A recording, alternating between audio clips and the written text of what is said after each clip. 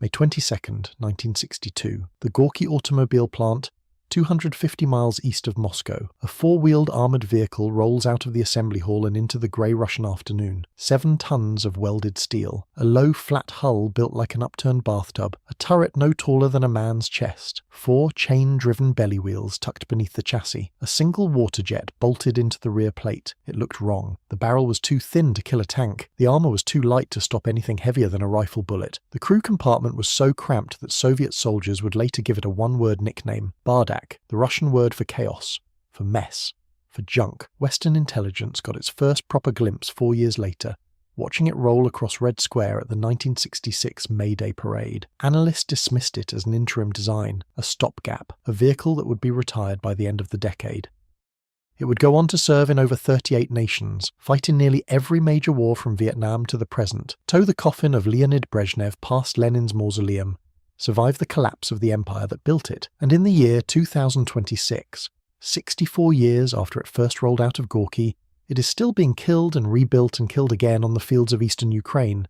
Its designation was the BRDM-2, and it was the most combat-tested armoured vehicle of the modern era. To understand why the BRDM-2 existed, you need to understand the problem the Soviet Union faced in the late 1950s. Soviet operational doctrine envisioned a high-speed armoured thrust across West Germany. Soviet planners had calculated that their forces would meet a major water obstacle every 35 to 60 kilometers: the Weser, the Lena, the Fulda, the Main, the Mosel, the Rhine, the Danube.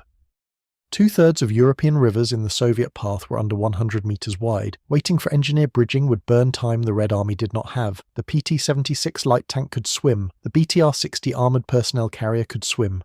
But the reconnaissance scouts riding ahead of them could not keep up. The earlier BRDM-1 had no nuclear protection, no factory night vision, and a gunner who had to open a hatch and fire from the waist up. It was not enough. In February 1959, Soviet ordnance chiefs handed the requirement to the design bureau at the Gorky Automobile Plant. The bureau was led by V.A. Dedkov. The chief project engineer was Vsevolod Rubtsov.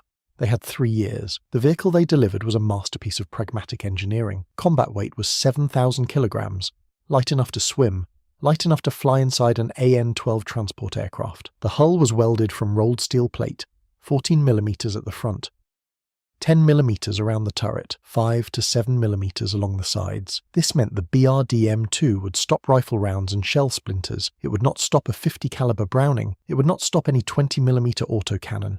It would not stop a rocket-propelled grenade. The crews knew this. They drove it anyway. The engine was a 140 horsepower V8 gasoline unit, derived from the GAZ-13 Chaika, the same engine that powered the limousines that carried Soviet ministers around Moscow. This meant the BRDM-2 could hit 100 km per hour on a paved road, faster than every Western armoured personnel carrier of the era. It also meant that any penetrating round could turn the engine compartment into a fireball. Range was 750 km on internal fuel, enough for a single divisional advance from the inner German border to the Low Countries without refuelling.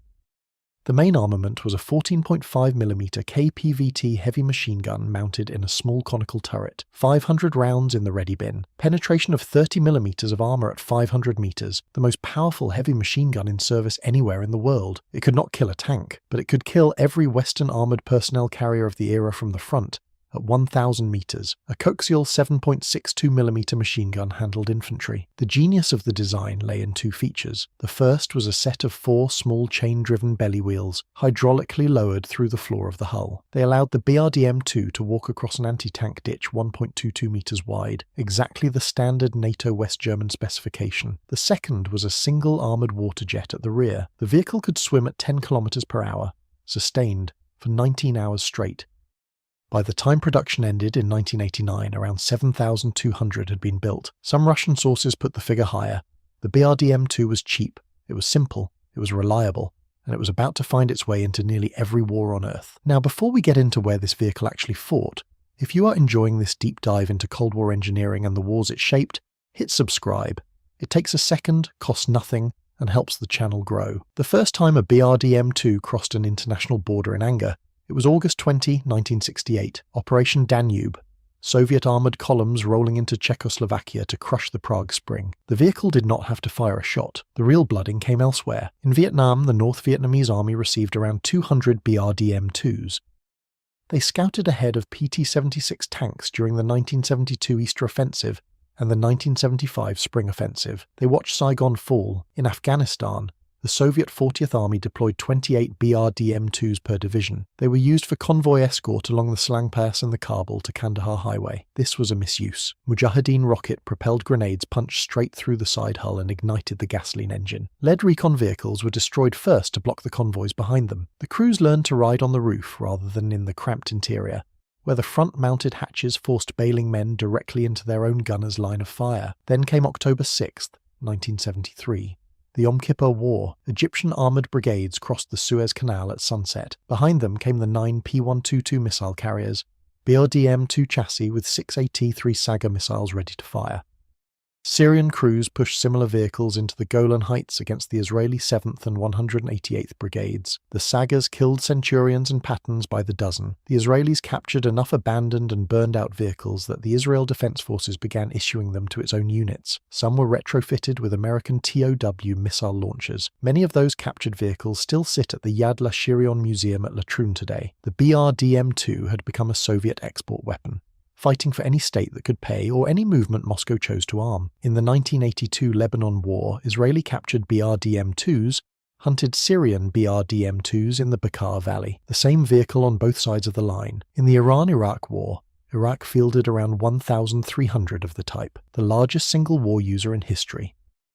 The 9 P-148 Konkurs carriers fired a T-5 Spandrel missiles into Iranian chieftains and M60 Pattons across the marshes of Khuzestan. In Angola in 1975, during Operation Savannah, a BRDM-2 of the Angolan People's Armed Forces was destroyed by a French-built Panhard AML-90, crewed by South African advisors, a French 90mm shell, ending a Soviet recon vehicle on a continent neither nation called home. On October 25, 1983, the United States invaded Grenada. The defenders had 2 BRDM-2s.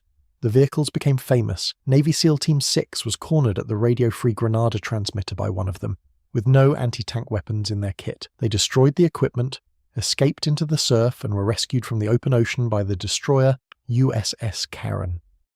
The next morning, Marines from the 4th Platoon, 2nd Assault Amphibian Vehicle Battalion, knocked out the 2nd BRDM-2 with M60 Patton tanks. The captured vehicle now sits at the Marine Corps Museum at Quantico. In the Yugoslav wars of the 1990s, every faction used them: Serbs, Croats, Bosnians, Macedonians. In the 1991 Gulf War, Iraqi BRDM-2s burned by the hundreds along the Highway of Death. In the First Chechen War, they burned in Grozny alongside the tanks of the 131st Mykop Brigade on New Year's Eve 1994. In the Syrian Civil War, the Assad regime, the Free Syrian Army, the Kurdish YPG, ISIS, and the Russian Wagner mercenary group all operated the BRDM-2, often the same vehicles captured and recaptured. Some ISIS examples were stenciled with the words "the Caliphate Army" and driven as rolling bombs against Kurdish positions.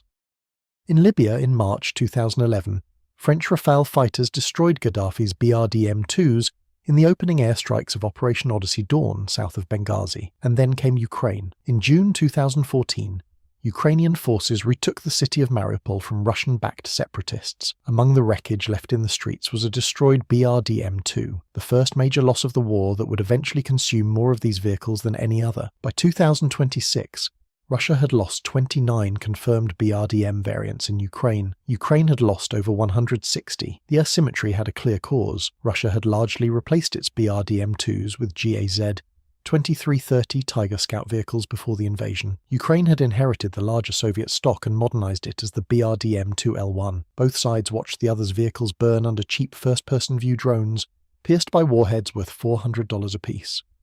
On paper, the BRDM-2 should never have lasted. Its Western contemporaries looked superior on every spec sheet. The American M114 entered service the same year, 1962. General Creighton Abrams declared it a failure. It was withdrawn from Vietnam by November 1964. Total production stopped at around 1,200 vehicles, retired by 1973. The British Daimler Ferret was smaller, lighter, and famously reliable, but it carried only a .30 caliber Browning.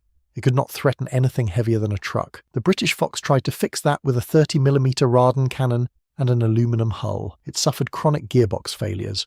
The French Panhard AML-90 mounted a real 90mm gun. So did its South African license-built cousin, the Eland, so did the Brazilian EE-9 Cascavel. These vehicles could kill T-55s. The BRDM-2 could not. On firepower it lost, but the BRDM-2 was cheaper.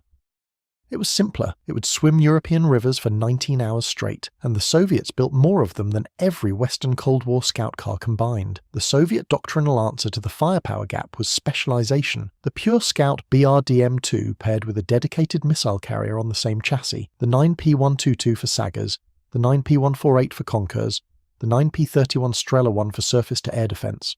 One hull, every job, one supply chain, one driver's training course. The replacement programs all failed. The BRDM-3 was never adopted. The BRM-1K, built on a tracked BMP-1 chassis, was too expensive and too complicated for foreign buyers. The GAZ-2330 Tigr eventually displaced the BRDM-2 in Russian service, but only after 2007, and the Tigr cannot swim, so the BRDM-2 was modernized instead of replaced.